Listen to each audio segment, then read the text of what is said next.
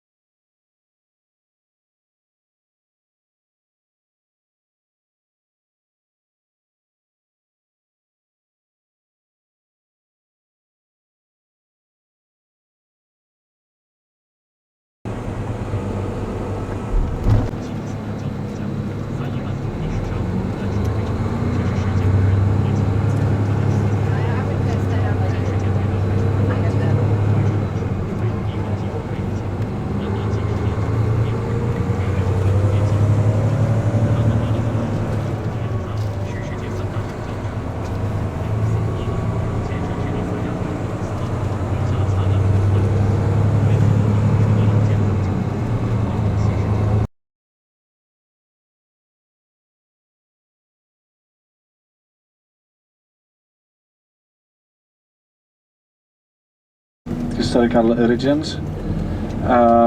The one we are entering now is called Vidzeme, Livonia, and three others are Kurland, Semigalia, and Latgalia.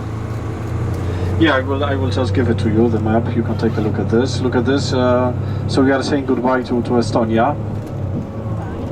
I remember when I was in here for the first time with a group of tourists, they were the Poles in 2007. So there were still the border controls. Latvia. So now at this very moment, welcome to Latvia. Welcome to Latvia. Yeah, look at this. So okay, so you can see some derelict buildings, which means it used to be this checkpoint.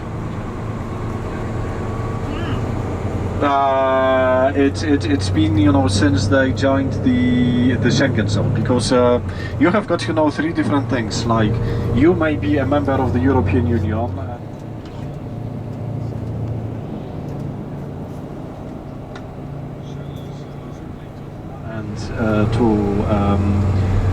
To Latvia by the Livonian Brothers of the Swords, who are Germans, in other words. And you know, for centuries, the landlords, the landowners, the aristocrats. Estonia. In Estonia, there are even fewer Christians or believers in anything than in Latvia. Here it's like 20-20-20. I mean, 25% are Lutherans, 20% are Catholics in the south of the country, as the south was historically part of Poland, Lithuania.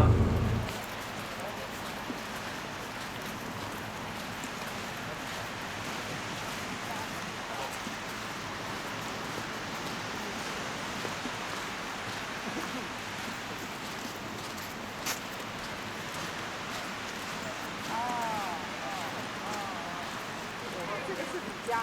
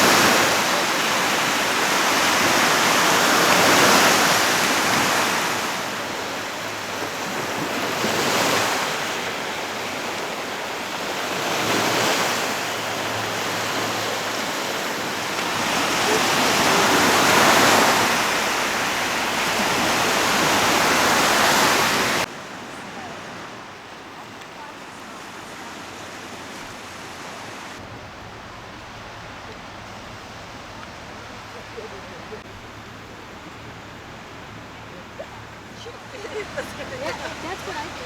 It's like.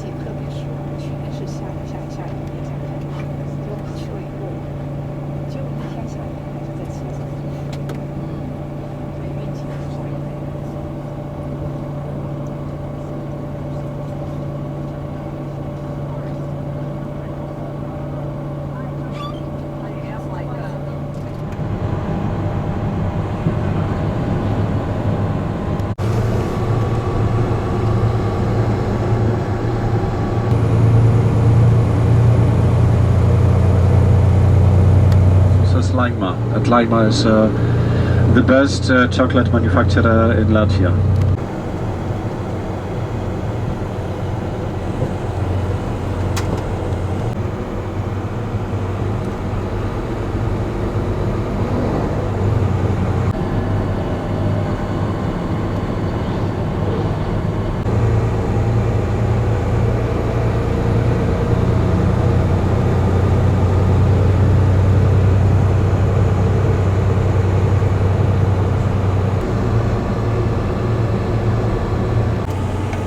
It's very close from the coast. This area is extremely expensive and attractive for the Latvians, and it's due to its location, close to the Baltic Sea, a lakeland, and close to Riga. We are to the north of Riga.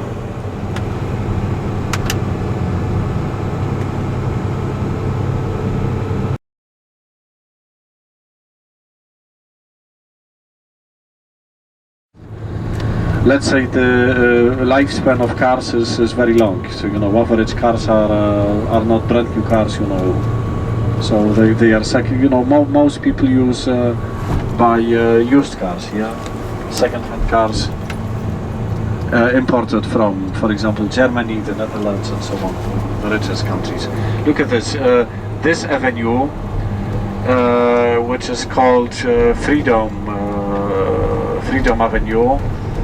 It used to be called, it's the longest one, and let's say even if our bus broke down at the moment, you would easily find the hotel. You simply have to go straight on, and you will get to the hotel. It's some miles long. It's the longest street in the city.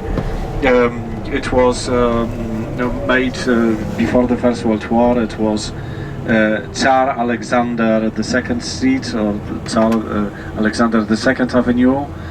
Then it was Freedom's Avenue.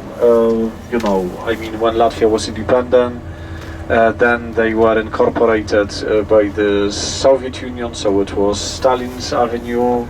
And then they were incorporated by Germany during the Second World War, so it was Adolf Hitler's Avenue. 56, this was renamed into Lenin's Avenue. And by the way, it's strange really, but the population of Riga is shrinking. I told you in the morning that all the Baltic states, that the population in all these countries is getting lower and lower. Yeah, like Estonia in the last year of communism, it was 1.7, now it's 1.3 million. Latvia, wait a second, Latvia, it was 2.7, now it's 1.8. After they joined the European Union, many young people moved to the west, to Western Europe, to Ireland, to the UK, which claim to be Paris of the North, But interestingly enough, no one says that Rome is Oslo of the South, and which were built at Soviet times. They made, among others, spying devices here. It was a very important industry in the Soviet Union. Spying devices, or for example, barbed wire.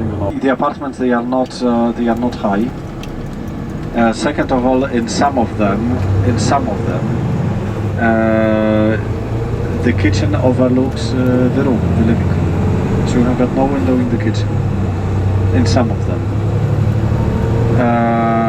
Now it's not the point of Latvia. I mean in few apartments in Latvia, but in Russia, in the rest of the Soviet Union, now I'm not joking, I'm 100% serious. Many flats had shared bathrooms, restrooms. Imagine that there are 3 apartments on the same floor, and you've got a bathroom, a restroom which you share with other families. Also, they were shared kitchens, and this information was, it's funny now with hindsight, but it was because we calculate in square meters. It was, so let's say per family it would be, now let me tell you in feet, it would be 500 square feet, whatever it means to you. Yeah. So it is, you know, quite little. Yeah. There's columns. Yeah. It says Kulturum Pils, which means now I can understand. I understand it as Pils is like castle. So the castle of culture, the palace of culture.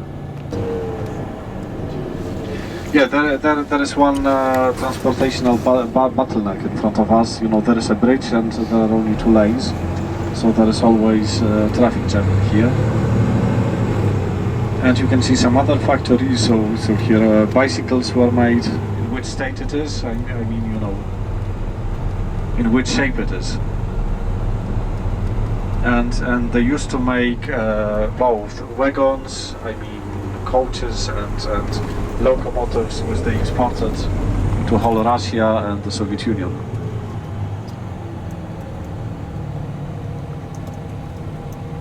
And this is, you know, this vicinity in front of us. Yeah, it's like from the late 19th, early 20th century. You know, at that time they were the outskirts, the industrial outskirts, and also like cheap tenement houses inhabited by working class people. First, mainly they stuck to the old town, partly to the downtown. In the lobby, and then we will go, and with the rest of the group we will meet. Then we will meet 6:45. Yeah.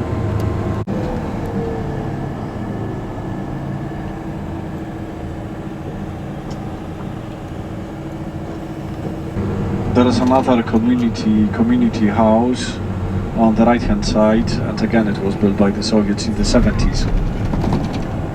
So something like some cultural events were held there.